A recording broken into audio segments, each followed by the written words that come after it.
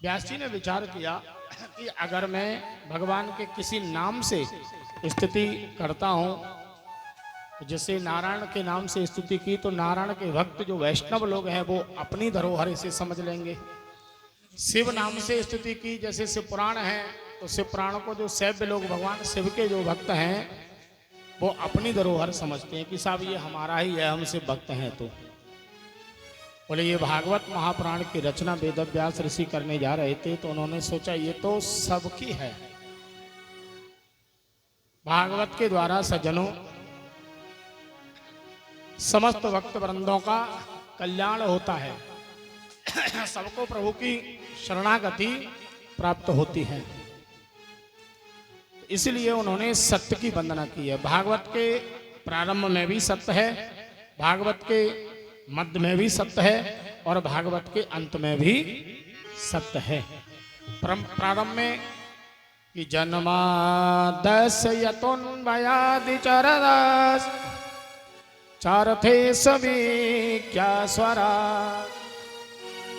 तेने ब्रह्म हृदय आदि कवये मुह्यन्तया सूरया तेजो वारिमृदं यथा विनमयो यत्रा त्रिसर्गो मृषा धाम्ना स्वेन सदा निरस्तकुहकं सत्यं परम धीमहि। सत्य का निरूपण हमारे ऋषिवर ने किया, व्यास जी ने किया। सज्जनों स्पष्ट संकेत दिया है हमें इस स्तुति से कि मानव के लिए जीवन में सद्मार्ग पर चलना चाहिए। सत्य की एक परिभाषा नहीं है, अनेक परिभाषाएं हैं। सत्य यानी सद्मार्ग पर चलना, सत्य यानी जीवन में सत्य धारण करना, सत्य को बोलना। अधिकांश लोगों का स्वभाव बन जाता है कि बात बात पर झूठ बोलना।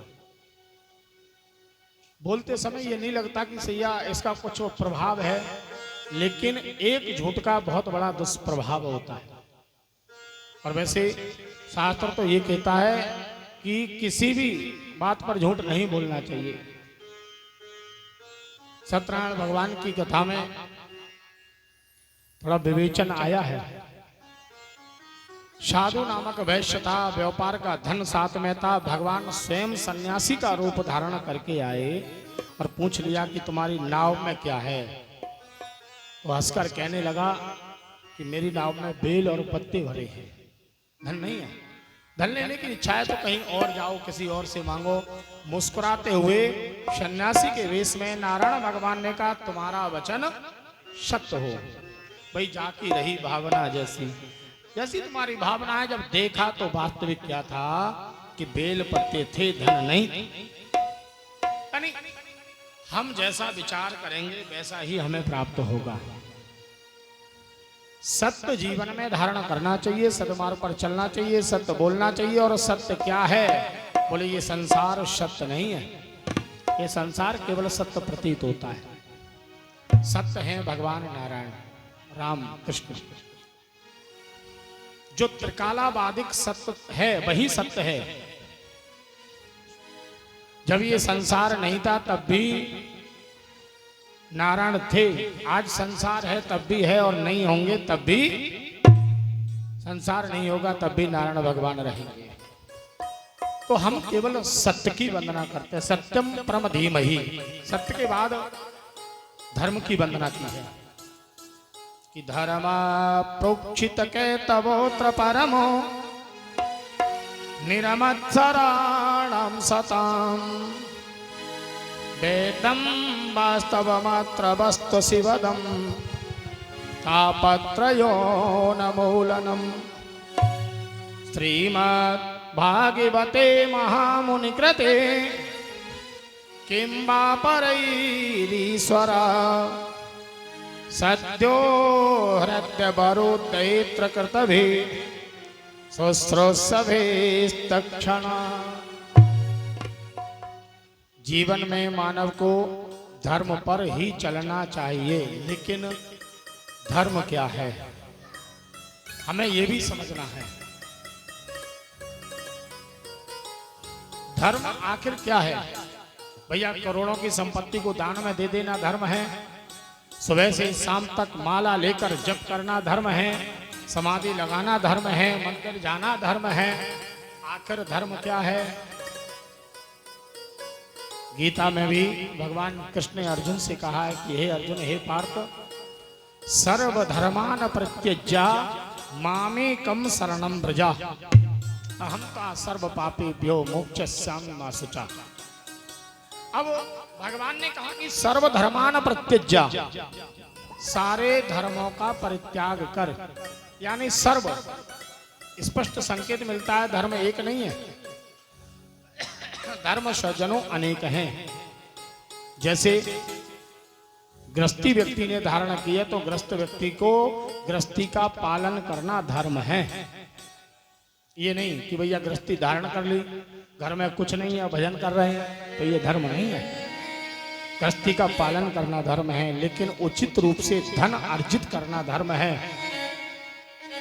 और समय समय पर दान करना, समय समय पर भगवान की शरण में जाना, ये धर्म है। अनेकानेक धर्म है, और सबसे बड़ा धर्म गोसाई जी ने बड़ा स्पष्ट रूप में कहा है कि धर्म न दूषण सत्य समाना, धर्म न दूषण सत्य समाना, धर्म न दूषण सत्य समाना, धर्म न दूषण सत्य समाना, आगम निगम पुराण बखाना, आगम निगम पुराण बखाना। धर्म सत्य से बड़ा कोई धर्म नहीं है, यानी जीवन में सत्य अपना लो, वही सबसे बड़ा धर्म है। भैया सौनकादिक ऋषि कथा सुन रहे थे, सूत जी कथा सुना रहे थे। उसी समय प्रश्न किया एक ऋषि ने कि बताया गृहस्थी का पालन करना धर्म, पूजा करना धर्म, कथा करना धर्म, कथा सुनना धर्म, भगवान का कीर्तन करना धर्म।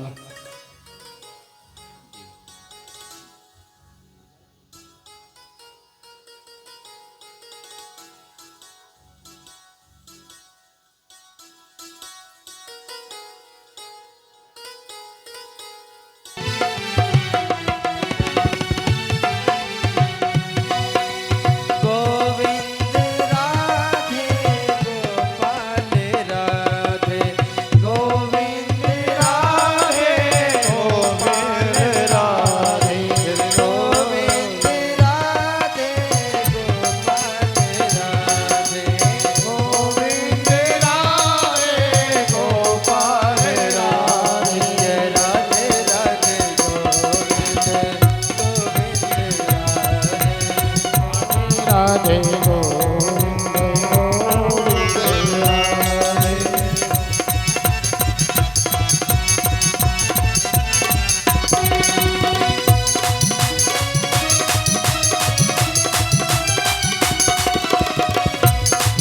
ओ गोविंद राधे गोपाल राधे,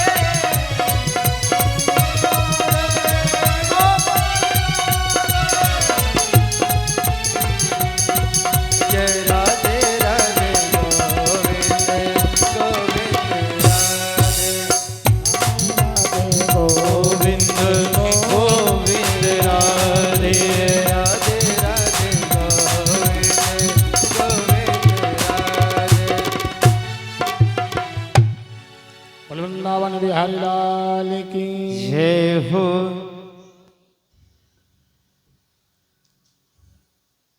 धर्म का विवेचन करते हुए कहा, जैसे सर्वोत्तम धर्म इस कलकाल में है भगवान की शरण में अपना प्रेम रखना। और भगवान की शरण में प्रेम कैसे होगा? बोले भगवान का जब हम लोग चिंतन करेंगे, भगवान का भजन करेंगे, भगवान की कथा सुनेंगे, तब भगवान की भक्ति, भगवान के प्रति हमारा प्रेम बढ़ेगा। प्रश्न कर दिया भैया कथा है परमात्मा की कितनी बार सुने। और इस कथा का उदय कैसे हुआ। सूत जी कहते हैं ऋषियों कि निगम कल्पतरोरिगलितम फलम सुख मुखाद मृत द्रव्य संयुतम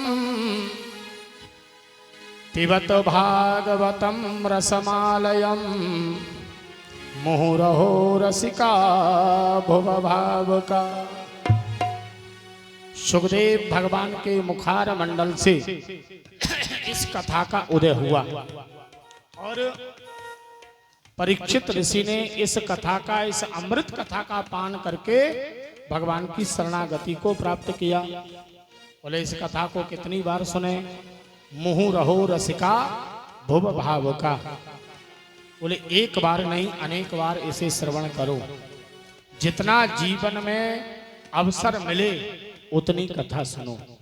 कारण भगवान की कथा हम जितना सुनेंगे उतनी बार नया नया अनुभव हमको होगा और प्रभु की कृपा भी उतनी ही अधिक होगी। कुछ लोग कह देते हैं कि भैया वही कथा, वही भागवत, क्या बार बार सुने, वही कृष्ण वही कथा। तो समझ लो जिसने राम और कृष्ण की कथा को कह दिया कि वही राम कथा वही कृष्ण कथा, तो उसने राम कथा कृष्ण कथा का महत्व तो समझा ही नहीं है। और जो मानव कथा से दूर भागे, कथा ना सुने इन कानों से, गोसाई जी उसके लिए लिखते हैं कि रामचरित जे सुनते अगाही, रामचरित ये सुनत अगाही, रामचरित जे सुनते अगाही, रामचरित ये सुनत अगाही, रस विशेष जाना बिन नाहि, रस विशेष जाना तिन नाहि, जिन हरि कथा सुनी नहीं गाना, जिन हरि कथा सुनी नहीं गाना, जिन हरि कथा सुनी नहीं गाना, जिन हरि कथा सुनी नहीं गाना, श्रवण रंग अहे भवन समाना, श्रवण रंध्र अहि भवन समाना, श्रवण रंग अहे भवन समाना। श्रवण रंध्र। जिन मानवों ने अपने इन कानों से कथा नहीं सुनी, बोले उनके कान पता है क्या है। श्रवण रंध्र अहे भवन समाना। सर्प का बिल जो होता है ना, वो छिद्र तो होता है लेकिन किसी काम का नहीं होता। सर्प के बिल के समान केवल ये छिद्र हैं, बाकी किसी काम के नहीं हैं। बोले मुँह रहो रसिका भुव भाव का। जीवन में जितना अवसर मिले अधिक से अधिक इस कथा को श्रवण करें। कि त्वया खल पुराणानि सेतिहासानि चानघ आख्यातान्यपधीतानि धर्मशास्त्राणि नान्यतः। सूत जी ने शौनकादिक ऋषियों से कहा, शौनकादिक ऋषि सूत जी से प्रश्न करते हैं कि बोले ऋषवर, आज हम आपसे कुछ प्रश्न पूछना चाहते हैं। वो भी एक प्रश्न नहीं, दो प्रश्न नहीं, तीन प्रश्न नहीं, चार नहीं, पांच नहीं, बोले पूरे 6 प्रश्न हम आपसे पूछेंगे। सूत जी ने कहा ऋषियों पूछिए। अब सज्जनों ध्यान देने की बात है, इन्हीं 6 प्रश्नों पर संपूर्ण भागवत चलती है। संपूर्ण भागवत इन 6 प्रश्नों के उत्तर पर सूत जी ने शौनकादिक ऋषियों को श्रवण कराई। बोले पहला प्रश्न हमारा है कि मानव के लिए परम धर्म क्या है।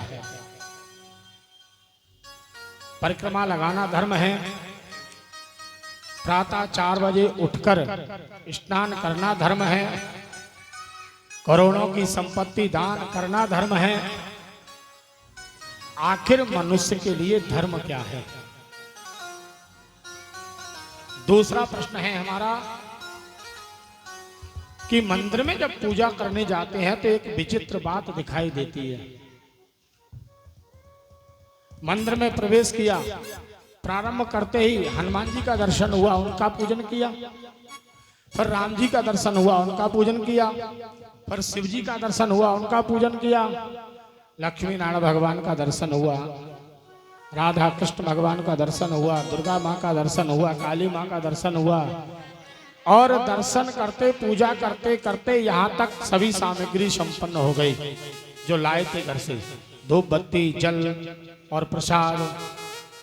अब आगे बढ़े तो भैरवनाथ का मंदिर मिला। मन में बड़ा क्षुब्ध हो गया कि हमने सबको तो प्रसन्न कर दिया, लेकिन भैरव बाबा को जल प्रसाद और धूप बत्ती नहीं लगी, कहीं ये नाराज ना हो जाए। तो आखिर प्रश्न हमारा ये है कि हम पूजें किसे? जो मुख्य जड़ है किसे पूजें? ये हमारा दूसरा प्रश्न है। तीसरा प्रश्न, वेद में परमात्मा को अजन्मा कहा गया है। अजन्मा का मतलब जिसका जन्म नहीं होता। तो फिर वो दशरथ और कौशल्या के पुत्र राम कैसे हुए? वसुदेव केकई के पुत्र कृष्ण कैसे हुए? भगवान के अवतार कितने हैं? कोई 8 कहता है, कोई 10 कहता है, कोई 24 कहता है। आखिर प्रमाणित रूप से भगवान के कितने अवतार हैं, ये हमारा आपसे चौथा प्रश्न है। पांचवा प्रश्न, वक्ता और श्रोता। कथा अगर कहीं चल रही है तो वक्ता और श्रोता के बीच में तारतम्य है। तो प्रश्न यह है कि आखिर वक्ता कौन सा श्रेष्ठ है जिसके माध्यम से कथा सुनी जाए? वक्ता के लक्षण क्या हैं ये बताने की कृपा करें। और छठा प्रश्न हमारा, भगवान कृष्ण जब अपनी लीला को संपन्न करके गोलोक गमन के लिए पधारे तो धर्म किसकी शरण में गया? क्योंकि भगवान कृष्ण ने कहा है कि धर्म संस्थापनार्थाय संभवामि युगे युगे। धर्म की स्थापना के लिए मैं युग युग में अवतार लेता हूं। और भगवान जब यहां से चले गए तो धर्म किसकी शरण में गया? ये हमारे 6 प्रश्नों के उत्तर दें। सूत जी महाराज गदगद हुए और कहा, ऋषियों ये प्रश्न तुमने बहुत उत्तम प्रश्न पूछे हैं, अच्छे प्रश्न पूछे हैं। क्यों? क्योंकि इस प्रश्न में आपका अपना स्वार्थ नहीं है किसी भी प्रकार का। आपके प्रश्नों में संसार का कल्याण है। सज्जनों, स्पष्ट एक बात है, व्यक्ति चाहे किसी ज्योतिषी के पास जाए, संत के पास जाए, ब्राह्मण के पास जाए, अपने बारे में, अपनी समस्याओं के बारे में तो वो प्रश्न करता है, तो उससे संसार का कल्याण नहीं है। कल्याण है केवल उसका अपना। हिसाब हमारा व्यापार सही नहीं चल रहा है या स्वास्थ्य नहीं सही चल रहा है, तो ये प्रश्न अपने लिए है। लेकिन इन ऋषियों ने जो प्रश्न किया है इसमें अपने से कोई मतलब नहीं है, भगवान की प्राप्ति से मतलब है, भगवान की कथा से मतलब है। इसलिए ये संसार के कल्याण के लिए प्रश्नों के उत्तर हैं। और निस्वार्थ भाव से किया हुआ धर्म सबसे बड़ा धर्म होता है।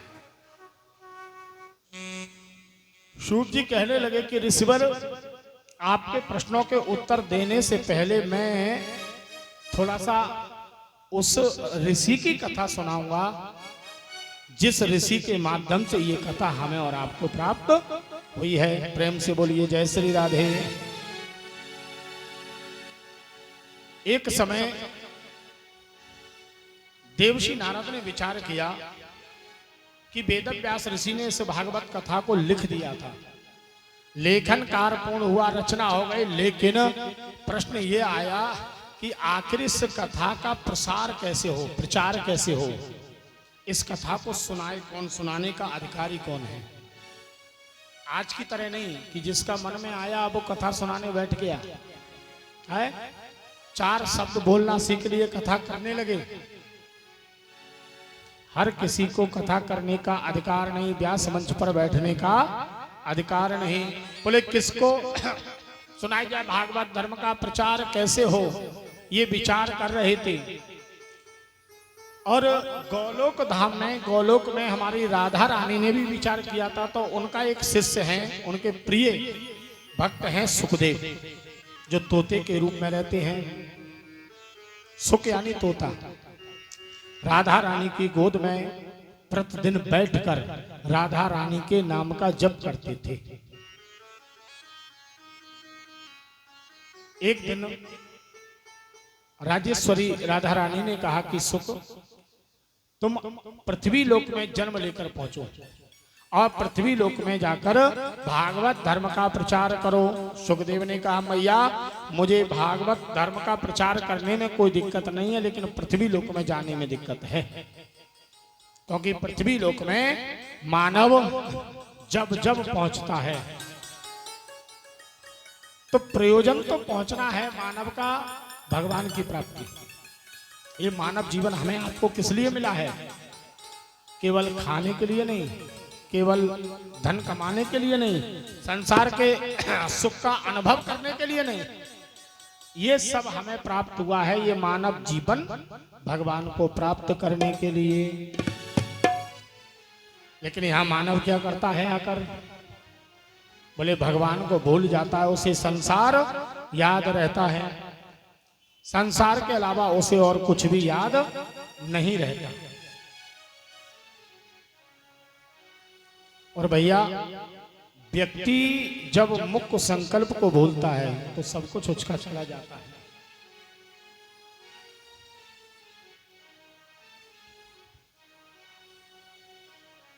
सुखदेव भगवान ने मना किया, तब राधा रानी ने कहा कि सुखदेव तुम पहुंचो, मेरा आशीर्वाद है तुम्हारे ऊपर भगवान नारायण की माया प्रकोप नहीं करेगी, उसका प्रभाव नहीं होगा। सुखदेव जी का आना हुआ। कैलाश पर्वत पर एक सुख पक्षिणी के गर्भ से सुखदेव जी ने अंडे के रूप में अवतार लिया, लेकिन जीव का प्रादुर्भाव नहीं हुआ। बर्फीली हवाएं चली, तूफान चला, तो सुख पक्षी और पक्षिणी उड़कर चले गए और अंडा गिरकर फूट गया। चिंता हुई देवर्षि नारद के लिए कि सुखदेव जी का जन्म होना था अंडे से, अब अंडा ही फूट गया तो सुखदेव जन्म कहां से लेंगे? देखिए, संसार के कल्याण के लिए हमेशा सज्जनों संत लोग आगे आते हैं, ध्यान देने की बात है। बिना संतों के इस संसार का कल्याण नहीं है। आज हमें और आपको ये कथा प्राप्त हो रही है, ये संतों की कृपा है। नारद जी बड़े विचित्र संत हैं, ये देवर्षि संत हैं। देवर्षि नारद, नारद का अर्थ पता है? कहते हैं नारम ज्ञानम ददाति इत नारदा, जो हमें ज्ञान दे वो नारद है। नारम अज्ञानम खंडेति इत नारदा, जो मानव के अंदर अज्ञान रूपी अंधकार है उसका खंडन करे, अंधकार को दूर करे, उसे नारद कहते हैं। देवर्षि नारद ने विचार किया क्या करना चाहिए। भगवान लक्ष्मी नारायण की तरफ देखा, बोले इनमें आपस में झगड़ा करा चुका हूं एक बार, यहां पर मेरी दाल नहीं गलेगी। ब्रह्मा जी में और ब्रह्माणी में भी बोले झगड़ा करा चुका हूं, यहां पर भी अब मेरी नहीं चलेगी। सज्जनों, नारद जी की कुछ महत्वता और है भी है। देवर्षि नारद ऐसे संत हैं कि जिस घर में पहुंच गए और पहुंचने के बाद उस घर में हमेशा लड़ाई झगड़ा होता है, तो भैया हमेशा हमेशा के लिए लड़ाई झगड़ा बंद हो जाता है। और जिस घर में कभी लड़ाई झगड़ा नहीं होता तो भैया उस घर में नारद जी के पहुंचने से चालू भी हो जाता है। प्रेम से बोलिए जय श्री राधे। मुख्य महत्वता नारद जी की, जिस जिस भक्त ने नारद का दर्शन किया उसे नारायण का दर्शन अवश्य हुआ। आगे कथाएं आएंगी।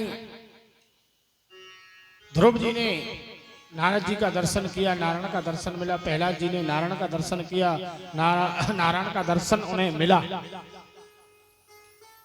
नारद, और बिल्कुल साधारण अगर अर्थ निकालो तो बोले जिसकी बात कभी रद्द ना हो वो नारद है। प्रेम से बोलिए जय श्री राधे। देवर्षि नारद ने सोचा, बोले कैलाश पर्वत की तरफ चलना चाहिए, वहां पर विराजमान रहते हैं शंकर भगवान और माता गौरा, वहीं जाकर हमारे कार्य की पूर्ति होगी। तो देवर्षि नारद ने प्रस्थान किया कैलाश पर्वत की तरफ कि संतन के संग लाग रे तेरी अच्छी बनेगी। संतन के संग लाग रे तेरी अच्छी बनेगी। संतन के संग लाग रे तेरी अच्छी बनेगी। संतन के संग लाग रे तेरी अच्छी बनेगी।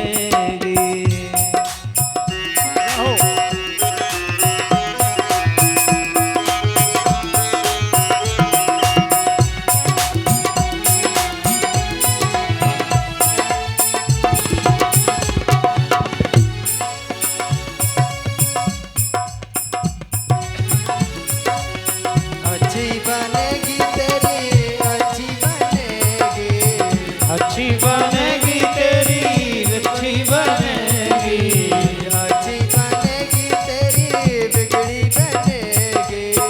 अच्छी बनेगी तेरी बिगड़ी बनेगी।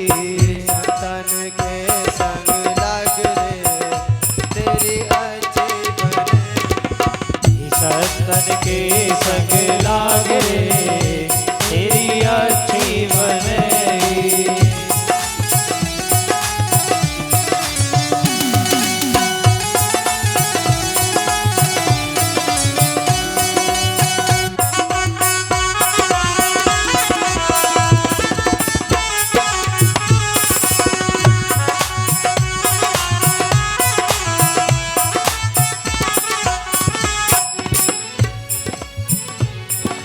कागा से तोए हंस बनायो, कागा से तोए हंस बना दो।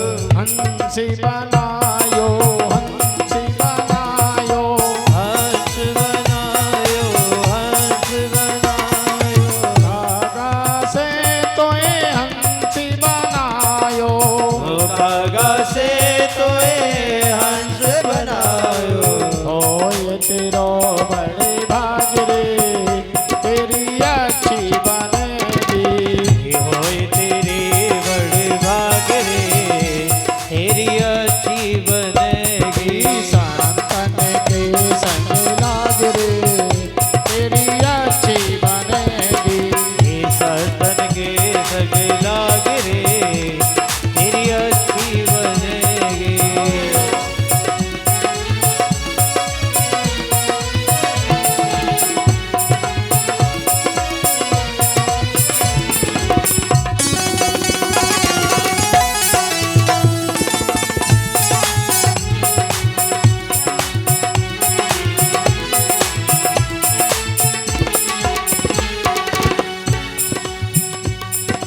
ध्रुव जी की बन गई, प्रहलाद जी की बन गई।